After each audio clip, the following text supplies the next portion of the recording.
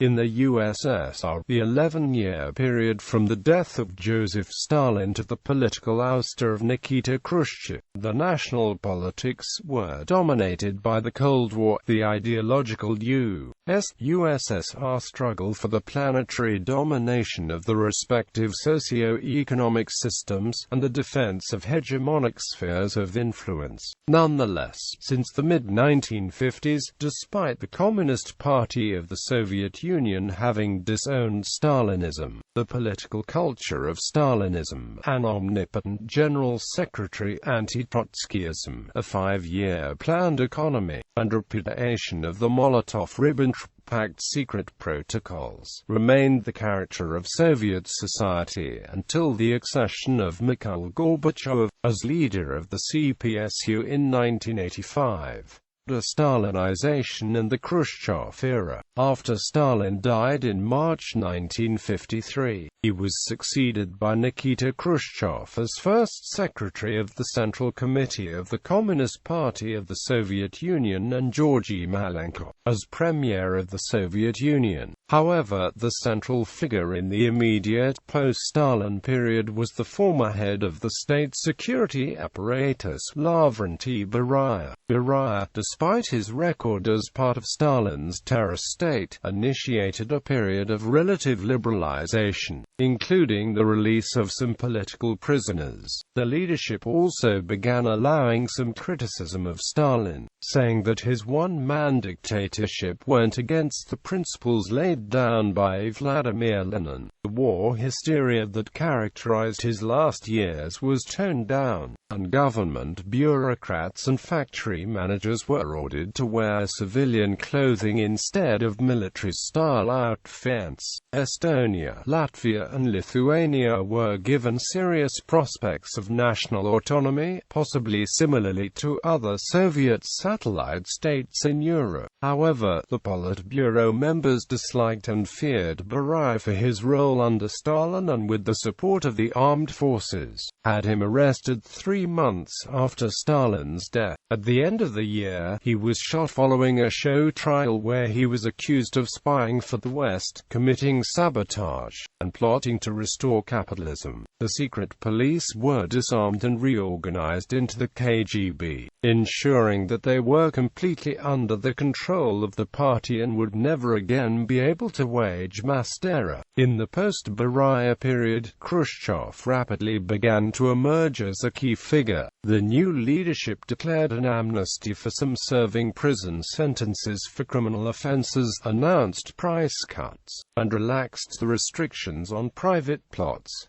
The Stalinization also spelled an end to the role of large-scale forced labor in the economy. During a period of collective leadership, Khrushchev gradually rose to power. At a closed session of the 20th Party Congress of the CPSU on the 25th of February 1956, Khrushchev shocked his listeners by denouncing Stalin's dictatorial rule and cult of personality in a speech entitled On the Cult of Personality and Its Consequences. He also attacked the crimes committed by Stalin's closest associates. Furthermore, he stated that the orthodox view of war between the capitalist and communist worlds being inevitable was no longer true. He advocated competition with the West rather than outright hostility, stating that capitalism would decay from within and that world socialism would triumph peacefully. But, he added, if the capitalists did desire war, the Soviet Union would respond in kind.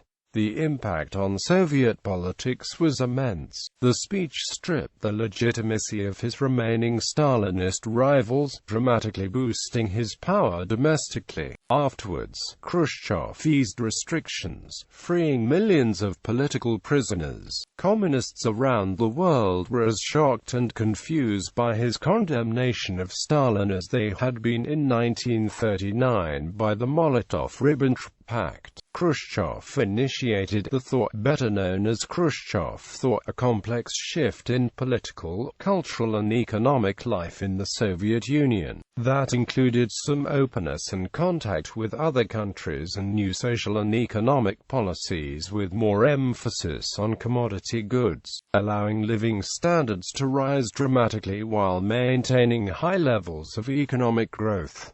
Censorship was relaxed as well. Some subtle critiques of the Soviet society were tolerated, and artists were not expected to produce only works which had government-approved political context. Still, artists, most of whom were proud of both the country and the party, were careful not to get into trouble. On the other hand, he reintroduced aggressive anti-religious campaigns, closing down many houses of worship. Such loosening of controls also caused an enormous impact on other socialist countries in Central Europe, many of which were resentful of Soviet influence in their affairs. Riots broke out in Poland in the summer of 1956, which led to reprisals from national forces there. A political convulsion soon followed, leading to the rise of Władysław Gomułka to power in October. This almost triggered a Soviet invasion when Polish communists elected him without consulting the Kremlin in advance, but in the end, Khrushchev backed down due to Gomułka's widespread popularity in the country. Poland would still remain a member of the Warsaw Pact, and in return, the Soviet Union seldom intervened in its neighbors' domestic and external affairs. Khrushchev also began reaching out to newly independent countries in Asia and Africa, which was in sharp contrast to Stalin's Europe-centered foreign policy.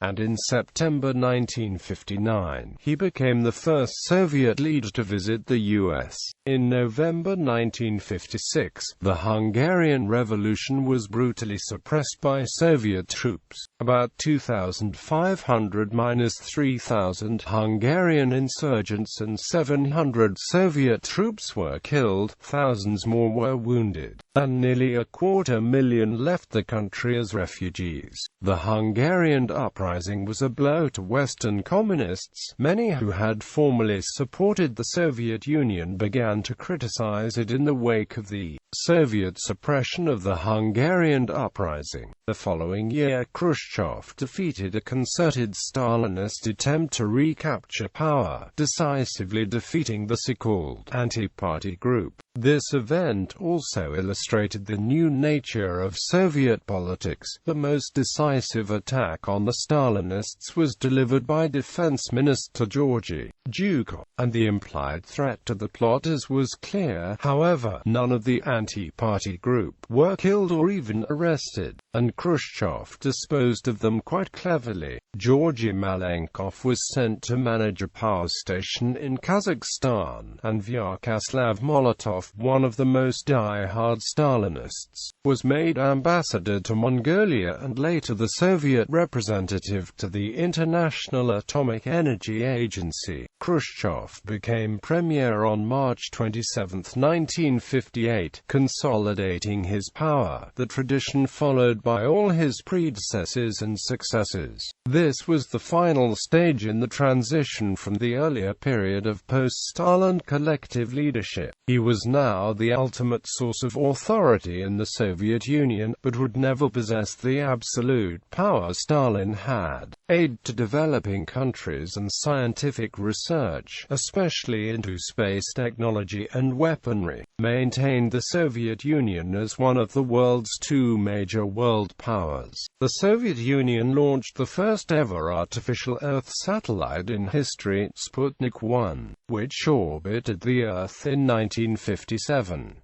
The Soviets also sent the first man into space, Yuri Gagarin, in 1961. Khrushchev outmaneuvered his Stalinist rivals, but he was regarded by his political enemies, especially the emerging caste of professional technocrats, as a boorish peasant who would interrupt speakers to insult them. Incidents such as pounding his shoe on a table at the UN in 1960 and red-faced rants against the Western intellectuals were a source of grave embarrassment to Soviet politicians.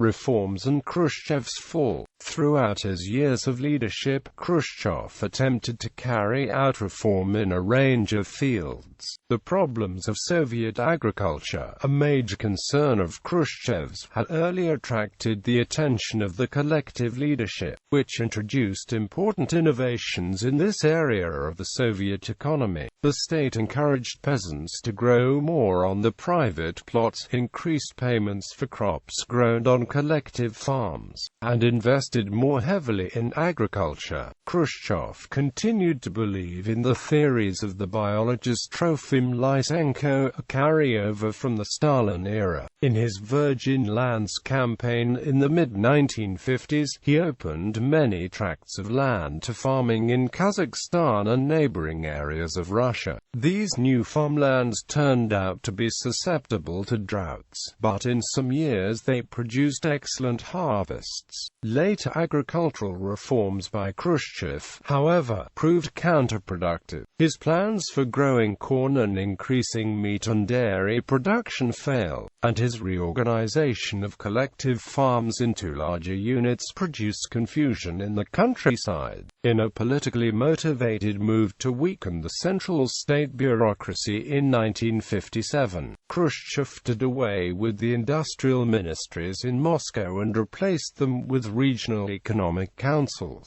Although he intended these economic councils to be more responsive to local needs, the decentralization of industry led to disruption and inefficiency. Connected with this decentralization was Khrushchev's decision in 1962 to recast party organizations along economic, rather than administrative, lines. The resulting bifurcation of the party apparatus into industrial and agricultural sectors at the oblast level and below contributed to the disarray, and alienated many party officials at all levels. Symptomatic of the country's economic difficulties was the abandonment in 1963 of Khrushchev's special 7-year economic plan 2 years short of its completion. In defense policy, Khrushchev began cutting the military's budget, feeling that the Soviet nuclear arsenal was an adequate deterrent to outside aggression. This had a practical reason in that there was a shortage of military agemen due to the lower birth rate of the 1940s. But it alienated key figures in the Soviet military establishment and culminated in the fiasco of the Cuban Missile Crisis. Despite large reductions in Soviet conventional forces since 1956, the ongoing crisis in Berlin, partially resolved via the construction of the Berlin Wall, made under initiative of the East German authorities, created a source of tension with the West. Khrushchev's boasts about Soviet missile forces provided John F. Kennedy with a key issue to use against Richard Nixon in the 1960 U.S. presidential election, the so-called missile gap. But all Khrushchev's attempts to build a strong personal relationship with the new president failed, as his typical combination of bluster, miscalculation and mishap resulted in the Cuban fiasco.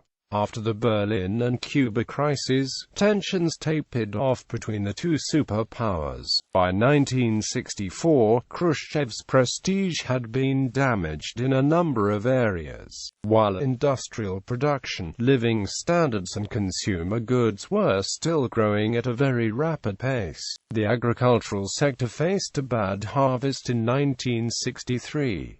Abroad, the split with China, the construction of the Berlin Wall, and the Cuban Missile Crisis hurt Khrushchev's prestige in his own country, and his efforts to improve relations with the West antagonized many in the military. Lastly, the 1962 party reorganization caused turmoil throughout the Soviet political chain of command. Power started going to his head, and he began to act more autocratically than before. He was also the subject of a growing personality cult, which was noticeable at the celebrations of his 70th birthday in April 1964.